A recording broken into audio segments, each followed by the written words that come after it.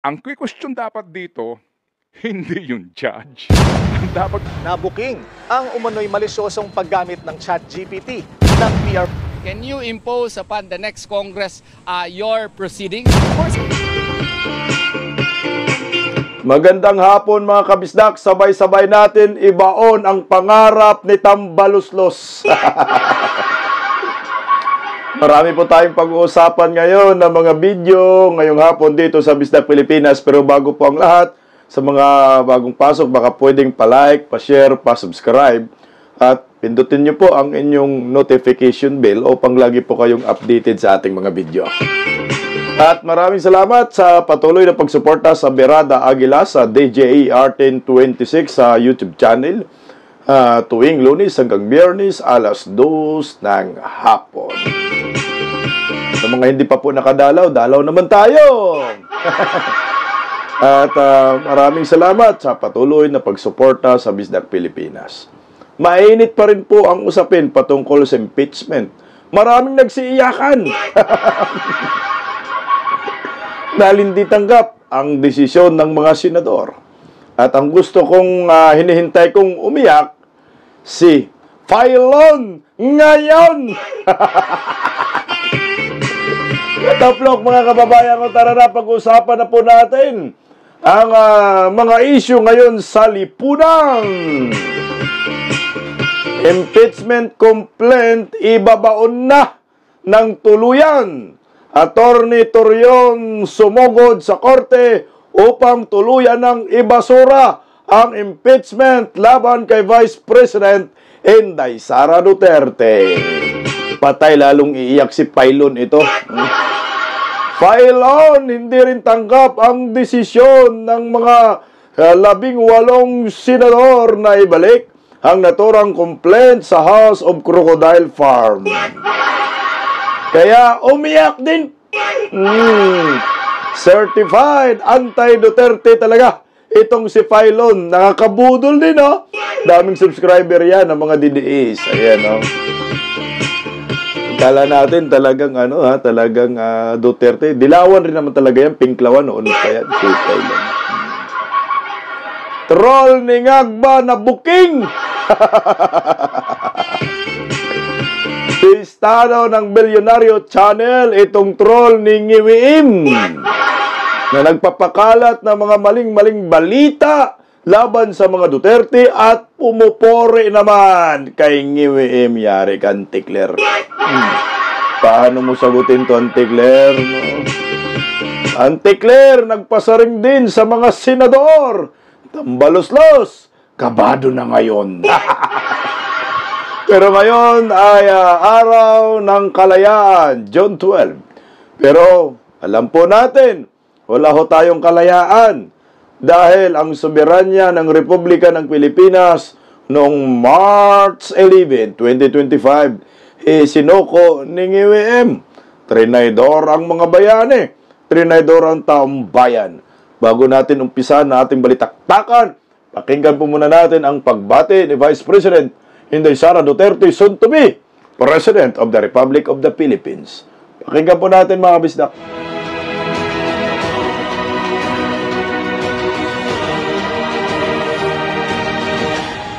Assalamualaikum warahmatullahi wabarakatuh. Madayaw ug maayong adlaw kaninyong tanan. Magandang araw sa inyo lahat. Mga kababayan, ang tinatamasa nating kalayaan ngayon ay bunga ng tunay at wagas na pagmamahal ng mga bayaning Pilipino sa ating bansa at ang magiting nilang paninindigan laban sa pang-aalipin ng mga dayuhan. Sa kanilang mga sakripisyo at pagbubuwis ng buhay ay natamasa natin ang kalayaan at namuhay tayo bilang bansang isinusulong ang sariling adikain, interes o pangarap. Ang araw ng kalayaan ay pagkakataon hindi lamang upang ipagdiwang ang ating kalayaan, kundi upang paalalahanan din tayo sa ating tungkulin na bantayan, pangalagaan at ipagtanggol ito sa lahat ng panahon. Paglapastangan sa alaala ng ating mga bayani ang pagyakap sa kultura ng pagkaalipin. Paglapastangan sa diwa ng kalayaan ang pagsasawalang bahala sa paghihirap ng maraming pamilyang Pilipino at ang paglabag sa mga karapatan at sa batas. Kabilang sa mga hamon sa ating kalayaan ay ang pagmamalabis at katiwalian sa gobyerno, laganap na droga, problema sa edukasyon, kahirapan at gutom. Hindi tayo lumaya para masadlak lamang sa pagdurusa ang ating bansa. Hindi tayo lumaya para muling mawalan ng karapatan at maging alipin ng iilan. Ipinagmalaki natin sa mundo ang kalayaan ng mga Pilipino. Huwag nating isuko ang kalayaang ito sa mga taksil at walang malasakit sa ating mamamayan at sa ating bayan. Patuloy nating ipagtanggol ang ating kalayaan at kinabukasan mula sa mga mapang-alipin. Ang lahat ng ginagawa natin ay para sa Diyos, sa bayan at sa bawat pamilyang Pilipino. Syukran. Ayan yung mensahe ni Vice President Inday Sara Duterte patama sa mga traidor sa ating soberanya. Kailag kaya si WM dito.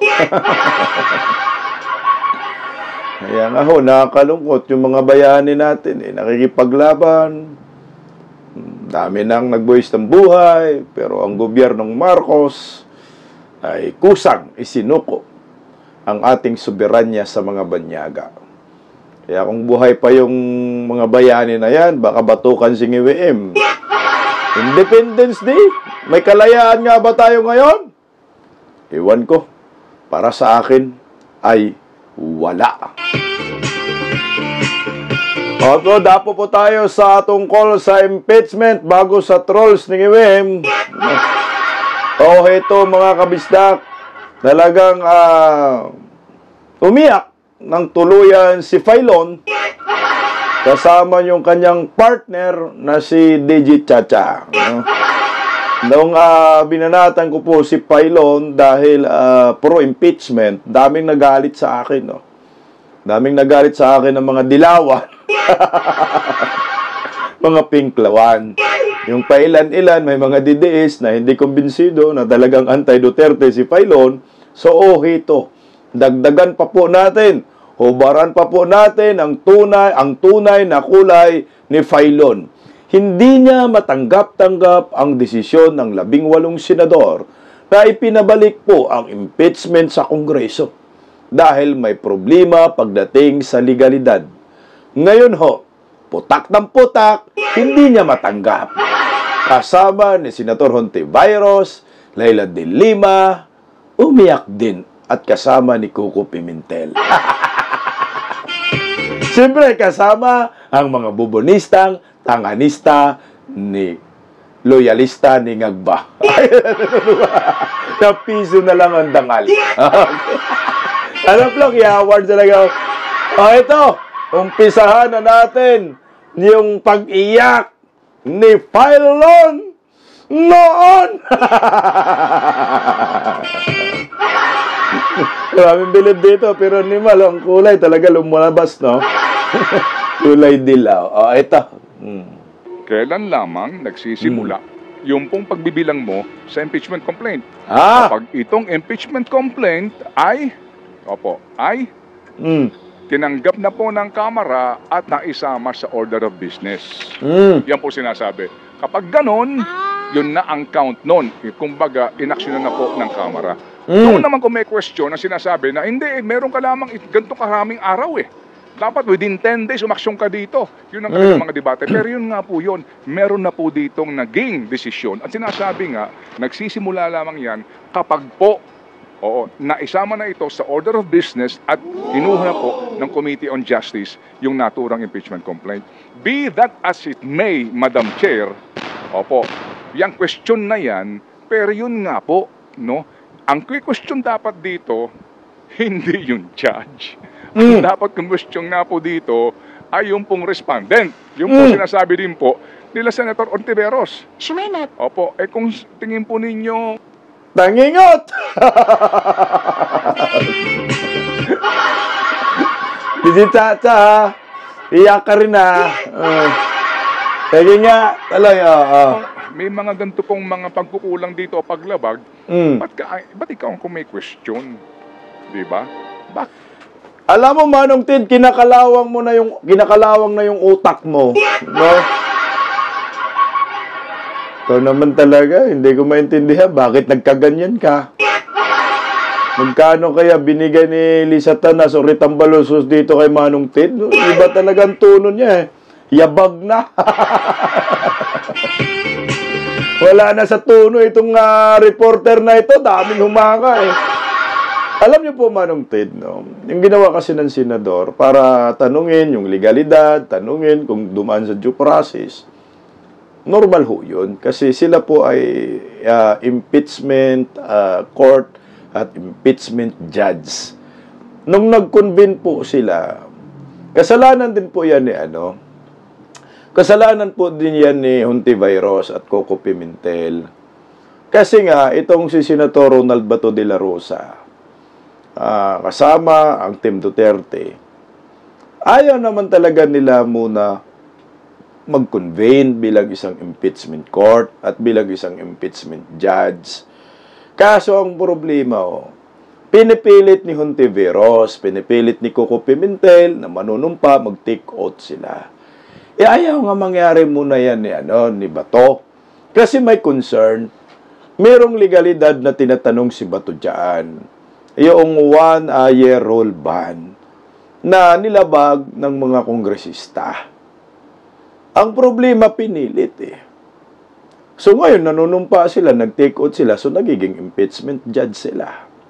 Pero wala kang magagawa doon kasi yung nag-convene ang Senado, karapatan nila na magpulong-pulong kung ipagpatuloy ba o talakayin ba itong impeachment. So nagkasundo yung mga senador na yung motion ni Senator Bato i-dismiss. So ngayon, meron ding suggestion si Senator Alan Peter Cayetano na i-remand na lang. Huwag na lang muna i-dismiss. Pagpaliwanagin natin itong mga kongresista, kongreso, at humingi tayo ng mga ay sagutin nila yung kagustuhan natin bilang isang impeachment judge at impeachment court. Parang ganito lang ho. Kung meron kang reklamo sa barangay, sabihin na natin ang barangay yung impeachment court. No?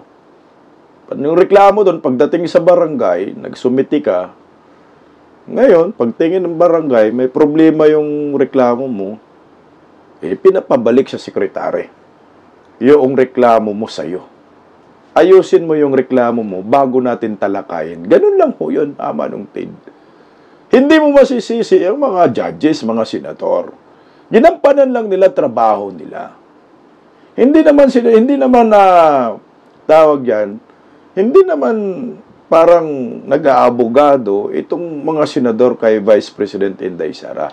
Ginampanan nila yung kanilang tungkulin. Na sa tingin nila may problema yung impeachment labang kay Inday Sara. Nagsimula sa pagkakamali, ayaw nila rin dyan sa Kongreso, ayaw ng Senado na magsimula din sa pagkakamali. So bago natin talakayin, ayusin muna natin to. So paano ayusin? Problema yung impeachment, sinimula ng Kongreso, ayusin nyo muna yan. Huwag nyo kaming bigyan ng problema dito. Yun ang nakikita ko, Manong Ted. Kaya ibinalik ni remand ng mga senador ang impeachment. Dapat nga dismiss para sa akin. Lalo kang iiyak. Oo. Kung ako mga impeachment judges, ang recommendation ko talaga ay impeachment, kagaya ni Senator dismiss, kagaya ni Senator Ronald Bato de la Rosa. Kasi may problema Doon pa lang foul ka na Ba't ka nagrereklamo ng walang basihan? So ako, dismiss ko na. Kahit wala yung sinasabi mong prosecutor, na yun dapat daw ang tanungin kung ano-ano, putang ina, dito pa lang, husgahan ko na yan. Dismiss na. Kasi nga may butas. Ikaw, putak ka lang ng putak kasi bawat putak, bawat patak, may wawart. Nga tuloy, bakit ikaw mismo ang magmumosyon. Yung po sinasabi, pati ikaw mismo magsasabi na i-dismiss natin ito. Kumbaga, mga kapatid, hindi na kinakailangan po ng abogado, ng Vice Presidente, o sino man po nasa sakdal sa impeachment court, ang sino mang abogado, kung ganyan po ang uri ng mga huwes. Sino ba mag-motion? Ikaw!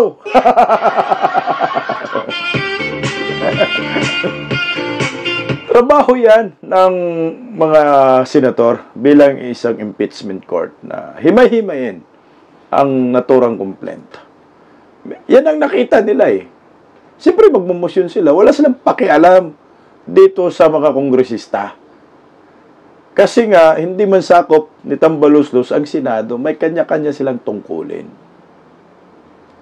Ayun, kung co-equal branches, may kanya-kanyang mga responsibilidad at tungkulin, wala kang magagawa dun. Nagkataon na ang Kongreso, sila yung magiging prosecutor. Nimpeach nila dyan si Inday Sara, at ang tungkulin naman ng mga senador ay bilang isang mga huwis at korte. Ngayon nakita ng impeachment court, may sabit, wala kang magagawa. Talagang may magmosyon. Merong manawagan, na-dismiss nyo yan. Una pa lang may butas na. So anong problema dun? Binigyan naman ng pagkakataon ng mga kongresista. Sige, sagutin nyo po. Sagutin nyo po yung namin, concern. I-certify nyo na wala kayong nilabag. Di ba, Manong Tid? Huwag kang mag-alala. Hindi man dinismiss. Remand. Dismiss na rin. Natuloy yung iyakin. Yan po ang pananaw ni Chacha. Ay, nagturo animal, no? Yan daw yung pananaw ni Chacha. Alam mo, Manong Ted, marami na pong nagagalit sa'yo sa totoo lang. Na mga Duterte diehard supporters. So anyway, at least ngayon, nalaman natin yung stand niya tungkol sa impeachment labang kay Vice President Inday Sara. Maraming nagsasabi na gusto daw niya matuloy ang impeachment para daw malaman yung kababalaghan ng mga ni Lisa Tanas, ni Tambaluslos. Pero hindi na Very consistent na ang pagka-anti-Duterte ngayon ni Ted Pailon. Pati ba naman ito? Uminit yung budhi niya. Umuinit yung dugo niya, kumukulo. Anyari, Manong Ted? Hindi na namin maintindihan ang inyong disposisyon sa buhay. Ang nakikita ho namin ngayon, nagiging attack dog ka na rin ng UM. Gaya kay Auntie Claire. O bago natin pag-usapan si Auntie Claire, sige, pakinggan po muna natin si Auntie Claire. Binatikos din niya yung 18 senador, kagaya sa ginawa po ni Manong Ted. Hindi rin tanggap ang mga desisyon ng 18 senador. Ito. Unang-una po, hindi po kasama ang Pangulo sa debate. Doon sa Senado. Makikita po ng taong bayan kung sino po ba kaya ang sumusunod sa procedure or sino ang naglalaro sa procedure. Para makaiwas o para maituloy ang impeachment trial. Sa Pangulo po, sa ngayon, uulitin po natin, hindi po kasi focus ng Pangulo ang impeachment, pero ayon din naman po sa Pangulo, ito po'y pangkalahatan. Kailangan din po talaga ng transparency, accountability sa lahat ng public servants. Hindi lamang po sa usaping impeachment trial. Hoy! Nasa matino pa ba pag-iisip mo, madam? Sabi mo, hindi focus ni UM ang impeachment. Pero bakit nagbigay siya ng pahayag sa impeachment? Anyari, sinabi pa nga niya, tatawid daw sa 20th Congress. Hoy! Fake news ka, Auntie Claire! Ingat tuloy, Yeah. So pag sinabi po ng Pangulo na proseso, dapat sundin ang batas, dapat sundin ang konstitusyon. Huwag paglaruan ang mga procedure. Huwag paglaruan ang mga procedure. Ginawa ho ninyo kay Tatay Digong. Anong ginawa ninyo? Di ba pinaglaruan nyo? Pastor Kibuloy, KOJC, di ba pinaglaruan nyo? Hoy! Yan yung mga tabas ng dila ng mga atakdog, mga troll ng IWM. Yung naaayon lang po ang paggamit ng procedure at rule of law para ito sa taong bayan, para sa interes ng taong bayan. May gana pa silang magsalita ng rule of law, no? Maraming paglabag ninyo, hindi man ninyo pinapansin yan. Paglabag ng IWM, tambaluslo, sa KOGC, kay Tatay Digong, putak, may rule of law pa pala yan. Kasakiman yan, katraidoran po yan, ma'am. Mensahe ba ng Pangulo? Wala po, alam naman natin, ulitin natin, kung tungkol sa impeachment ang pag-uusapan. Ang Pangulo po kasi, kung tutusin nyo, ngayong umaga, ang dami niyang pinuntahan. So, kung ang Senado, may mga ilang senador na busy sa pagtatanggol sa procedure, at may mga senador na busy sa pagtatanggol sa vice-presidente. Hala ka diha! So, yung pagtatanggol daw sa procedure, busy, yung 5 yon. No, mga dilawang pinglawan. So, yung busy sa pagtatanggol kay Inday Sara, 18. Putang ina, tandaan nyo. 18, kayo talaga ma-impeach. Ang Pangulo po ay busy sa pagtatrabaho. Uy! Gusto niya sana, katulad ng ating sinabi kanina, maibigay ang mababang presyo ng bigas, Oy! Nasaan? makapagbigay ng mababang presyo ng mga pangunahing bilihin sa merkado. At maibisan ko ano pong paghihirap ang narasin sa ngayon kung ano nangyayari sa Senado, dahil ang trabaho po ng Senado, kung ano man po ang mangyari dyan, sila naman po ang mananagot sa taong bayan. Ay, mananagot sa taong bayan. Mga sapingklawan, hindi taong bayan. Mga komunista. Alam mo, Antikler, dahan-dahan ka sa pagbadat sa 18 senador, 18 yan. Pag yan ay tinamaan sa pagbanat ho ninyo, nagre-representa kayo kay IWM, baka magbumirang at mabaliktad, ma-impeach si BBM. Tingnan mo yan, 18 yan, ha? Kaya, daan-daan ka, ante. Baka magbumirang. Sabi niya, nagtatrabaho daw si IWM saan? Maruhas yung dating, eh. Nagpupukpok ng, pisara. Blackboard, kala mo, karpintero. Hindi na lang napukpok yung kamay. Ano ba sabi nagtatrabaho? Murang bilihin, mapamurang bilihin, nasan?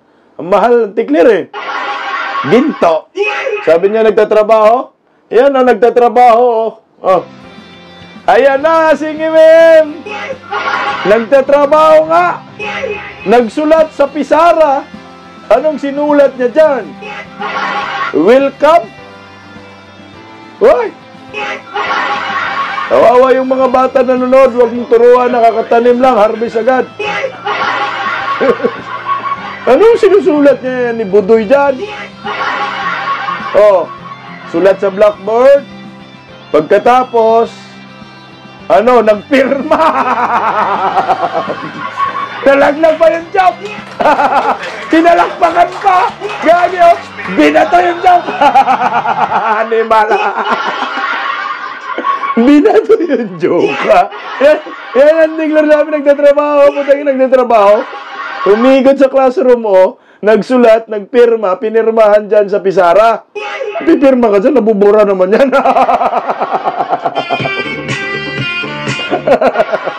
Binato yung joke. Hindi nagustuhan yung kanyang ginagawa. Napilitan yata ito kay Palaka. Ayan yung sinabi ng Dingler na nagtatrabaho. Dapat ito yung ma-impeach. Kasi nga, walang ginagawa. Sulat-sulat lang sa blackboard.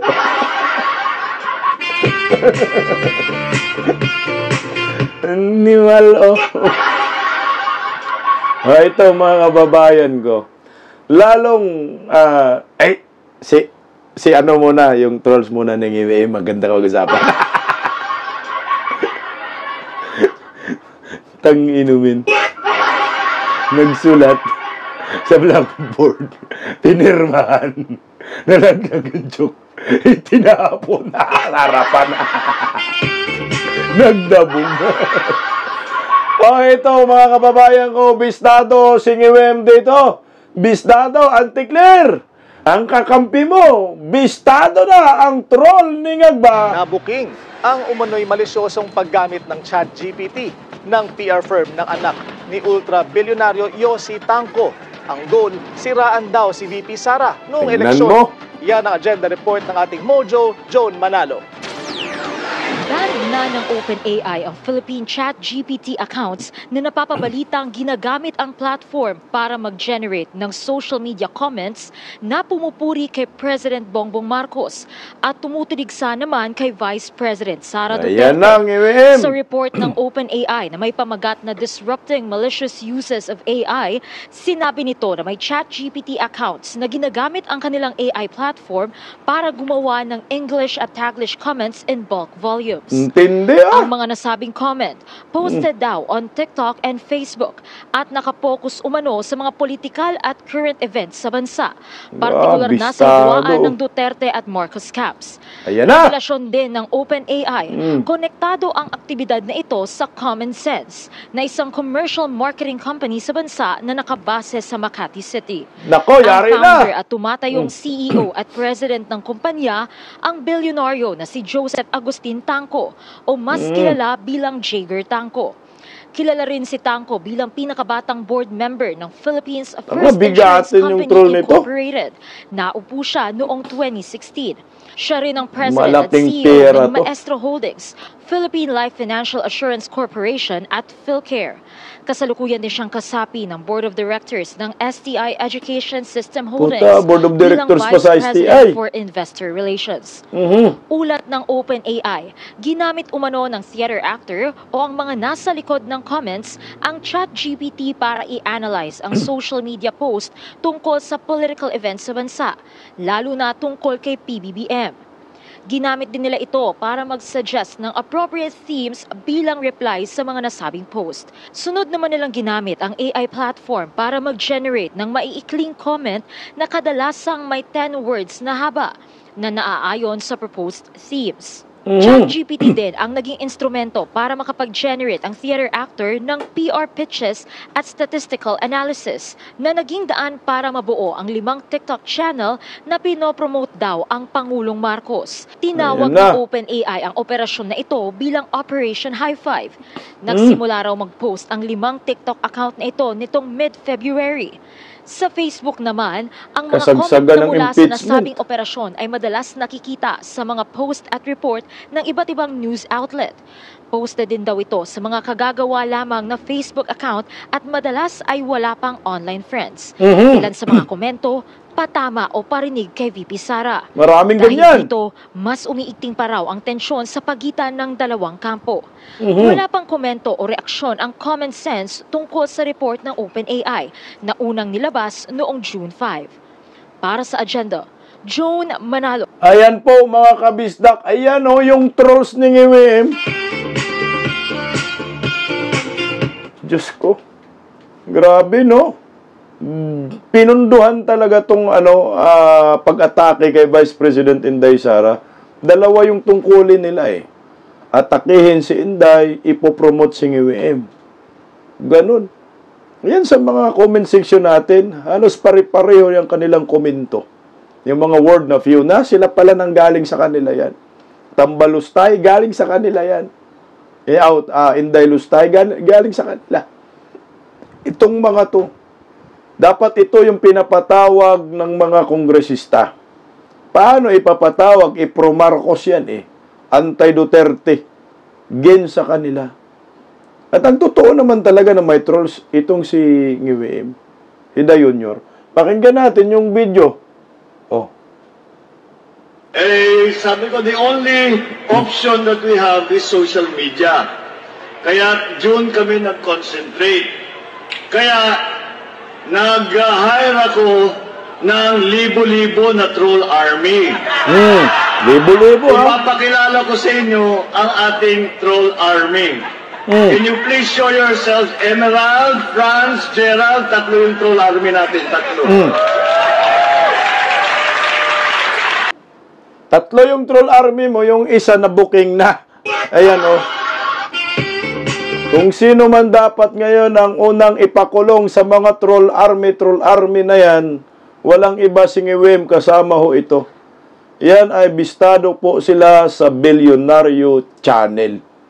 Ano na, Antikler?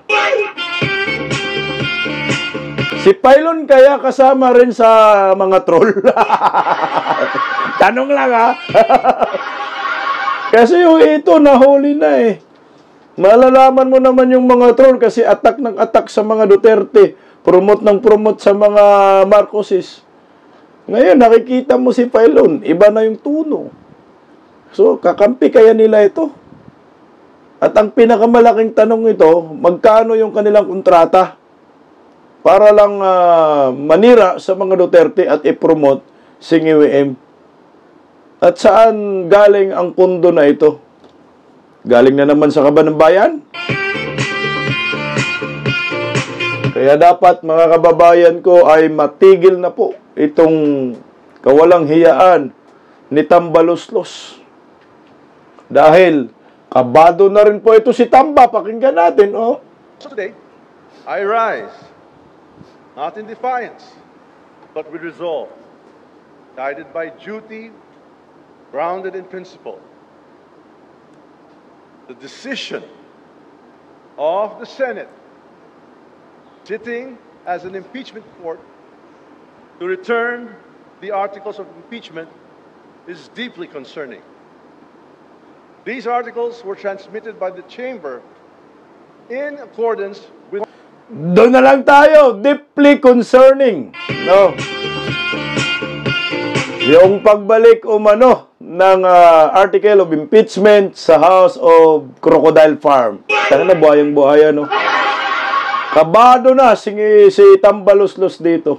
Nag-alala daw siya. Talagang dapat kang mag-alala. Kasi malapit ka na, sir, husgahan ng taong bayan. Kasi nga ho, ginagago ninyo yung saligang batas. Minamadali ho ninyo. Alam naman ho namin, may pangarap ka magiging Prime Minister. Ang advice namin sa iyo, tumigil ka na kasi nagkagulo na ang bansa dahil sa iyo. Dahil sa ambisyon mo na maging Prime Minister. Ginawa mo ang lahat para masira ang mga Duterte. Ni Tatay Digong, Inday Sara. Nagbunga ba? Oo, nagbunga. Nagbunga ng kasamaan. Nagbunga ng kaguluhan sa Pilipinas dahil sa kasakiman ho ninyo at katrayduran sa bayan. At lalong manggalaiti ho kayo sa mga Duterte dahil si Atty. Torion ay pinapabasura na sa Supreme Court ang impeachment laban ho kay Vice President Inday Sara Duterte at lalong iiyak si Pylon dito. Muling naghain sa Korte Suprema ang kampo ni VP Sara para ibasura ang impeachment complaint laban sa kanya. Gate ng petitioner na si Attorney Israelito Torion, hindi pwedeng ituloy sa 20th Congress ang reklamo. Labag daw ito sa Senate rules dahil otomatikong tapos na raw ang mga nakabinbing kaso sa 19th Congress oras na matapos ang termino nito sa June 30. Supplemental petition o dagdag lamang ang inihain ni Torion sa nauna niya ng petisyon na ipabasura ang impeachment case dahil wala raw itong basihan. Can you impose upon the next Congress your proceedings? Of course not. You give a fresh authority. You give fresh discretion to the new senators. Common good behavior prevents you from doing that. Ayan na! Ibaon mo lalo yan, Atty. Torion. Ito maganda, sa Supreme Court na talaga ito. No? Ipapabasura na at hindi na pwedeng ipatawid sa 20th Congress ang impeachment laban kay Vice President Inday Sara. Good news po ito. Magaling mo, Atty. Torion. Magaling. At lalong iiyak dito si Tambaloslos, Antikler at si Pylon noon! Maraming salamat po. Abangan nyo lagi ang ating upload video tuwing alas 6:30 ng hapon at live komentary sa iyo po mamaya alas 8:30. At maraming salamat sa patuloy na pagsuporta sa Birada Aguila. Magandang hapon po. Bisdak Pilipinas. God first. Maraming salamat po. Bye-bye.